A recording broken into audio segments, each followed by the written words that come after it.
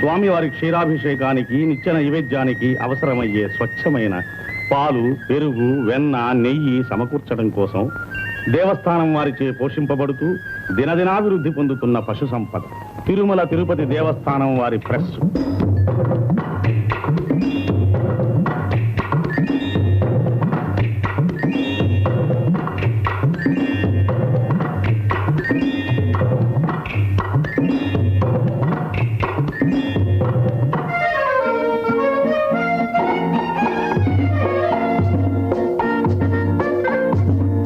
ఫలాహారశాల యాత్రికుల సౌకర్యార్థమై దేవస్థానం వారిచే ఏర్పాటు చేయబడిన చిన్న కార్లు, బస్సులు.